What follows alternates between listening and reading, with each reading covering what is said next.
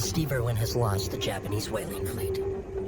In order to reach its last known coordinates, the Sea Shepherds must push their ship through a dangerous field of ice. I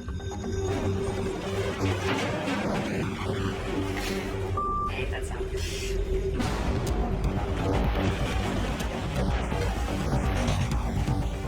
Peter Brown is struggling at the helm. Come on, guys, you gotta give me something. This piece nearly straight ahead if you can keep that to starboard. Which one I want? I'm kind of confused, guys. Can you make this guy support or not? You gotta do it. All that close, Peter.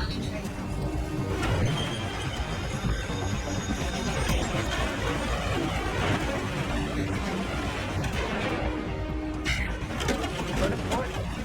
I can't go to port. Stop. But I just need to know where I'm going. Can you call Paul, please?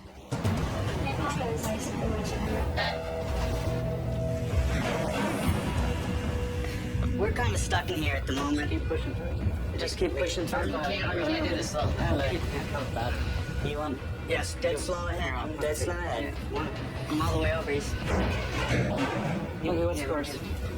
Well, we don't. We're going through ice. Yeah, but what's the course?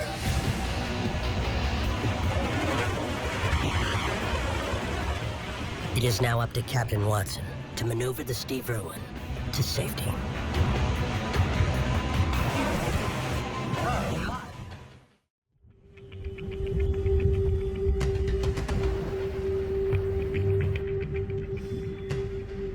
Gentle violence in that cold water.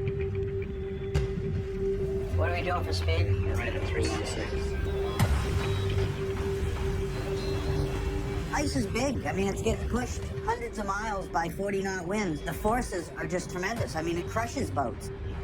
After relieving Peter Brown at the helm, Paul Watson must steer the Steve Irwin out of the dangerous ice before it punches a hole in the ship. I've had a lot of experience. You just have to focus on what you're doing, and what we were focusing on was getting out of that ice. I had trouble pushing through this. Did you have no trouble pushing through this? No?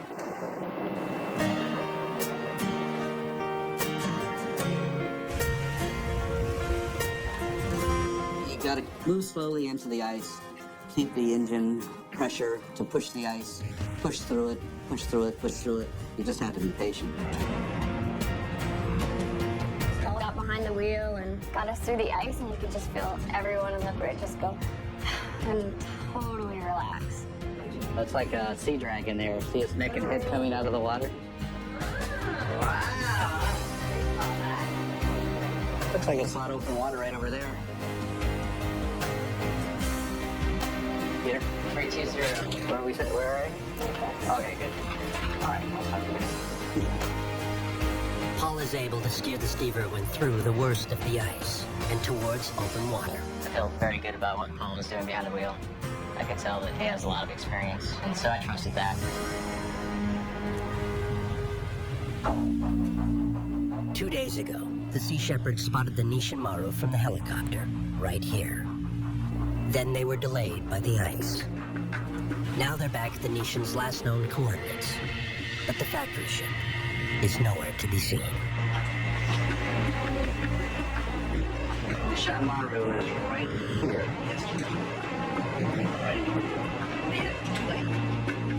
Holding onto the hope that the fleet might still be nearby, Paul sends Chris up to scan the area.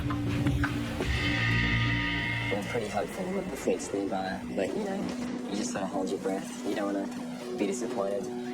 Best case scenario, we'll find them pretty soon. And we're gonna see them.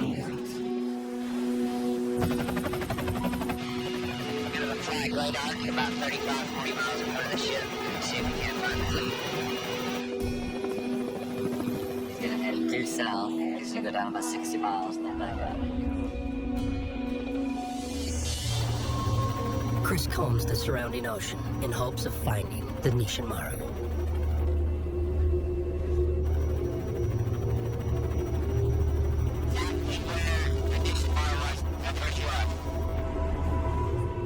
It's definitely frustrating. You feel like you're not really getting anything done, and you're wasting all this fuel, wasting all this money every day. Whales are getting killed. In In their search for the Japanese fleet, the Sea Shepherds are looking for three main types of whaling vessels. Spotter ships that track the whales, harpoon ships that kill the whales, and the Nishin Maru, the factory ship that processes the whale meat to be sold. The weather limits Chris's visibility and forces him to fly below his normal altitude. 500 feet. I'm visible on radar. So if they're out there in the fog and I can't see them, they can see me. You see them way over their radar now. I was stay so yeah. I'll look back over there. Okay. The captain just asked Chris to return to the ship because if we are close to the fleet, they'll see him on radar and they'll know that we're coming and make a run for it. Chris returns to the ship, empty-handed. I tell you, today is just not going well. I don't know where they've gone, so we have to go talk to the captain and figure out what the strategy is, but it baffles me. So I'm kicking myself, man. As Chris briefs the captain, frustration spreads among the crew. The weather has been not the best. I think it's going to be hard to find them in such a very big ocean. I don't have any influence on whether we find the fleet or not. All we can do is our best and do as good a job as we think we can do.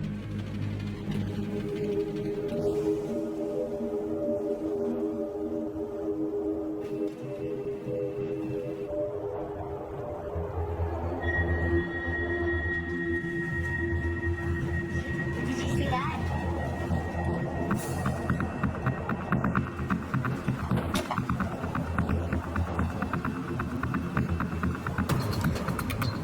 We got a ship. Yeah, guess what? We got a ship.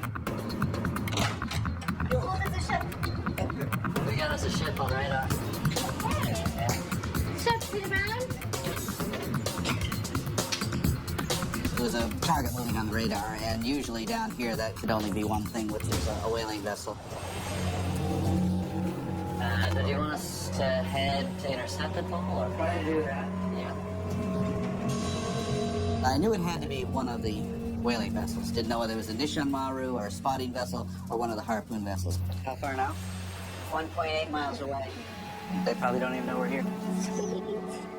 Looks like it's gonna be a surprise for them, which is awesome.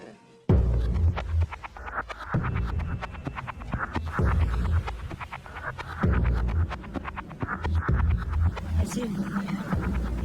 I see something. Harpoon ship. Off our port beam. It's a Yushin Maru 2. Yushin Maru 2. Same guy as last year.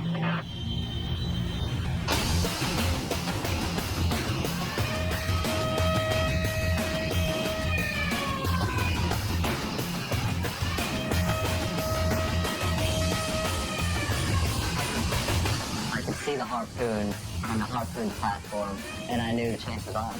Well, we know we're here now.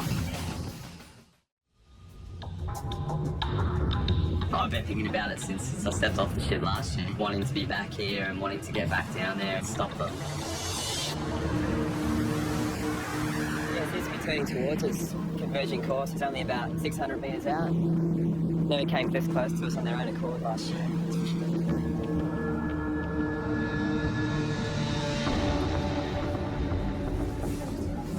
I wonder why he's doing this. This is very strange. He's not avoiding us at all. This year, the harpoon ship is doing something the Sea Shepherds have never seen before. Rather than flee from the Steve Irwin, the Yushin Maru maintains its course. He's gonna go right across that mile. Stay on course, Bob? Yeah. They stayed on their course, we stayed on our course, and we were on an intercept course. The two ships are playing a dangerous game of chicken. There could be a collision if one of them doesn't change their course. Give me manual. Okay, push through.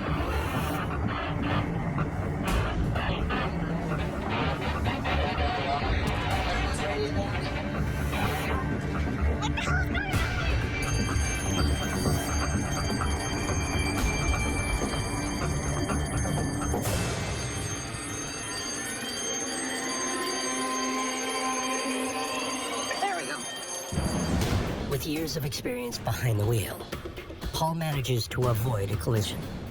But he must act fast if he is going to prevent the harpoon ship from getting away. Get a boat ready with deuteric acid, a couple of throwers in it, and we'll go after him. Because he's gonna outrun us now. Paul wants that in the small boat. Butyric acid in the small boat. Okay, yeah. With weather conditions deteriorating, the crew loads the boat with butyric acid and slippery cellulose, both used to disrupt whaling activities.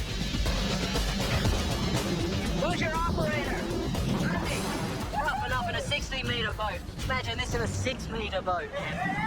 Leading deckhand Andy Perry will be driving the Delta boat, supported by fellow deckhand Lawrence DeGroot. Andy's fiancée, Molly Kendall, will also be joining the mission. Yeah, Molly's my fiance. She's got a better selection than I am, so absolutely fearless. And she's beautiful as well, that's gotta help. Strangely enough, I'm not scared. I'm not sure why. Maybe I don't know what I'm getting myself in for. The deckhands have not had much time to practice with the small boats in the rough seas. They are struggling under the pressure of their first launch in battle. I was concerned. We've trained for it, but we haven't trained over and over and over because we haven't been together for that long. Last year, this lack of practice led to a near fatal disaster.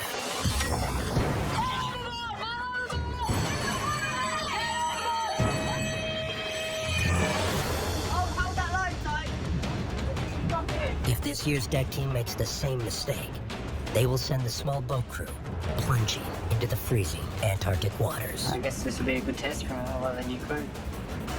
It was bouncing all over the place. It was pretty tough for the guys on the nights to hold it in place.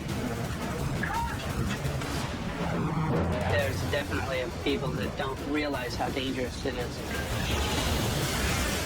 Especially when you're swinging around a 5,000-pound boat.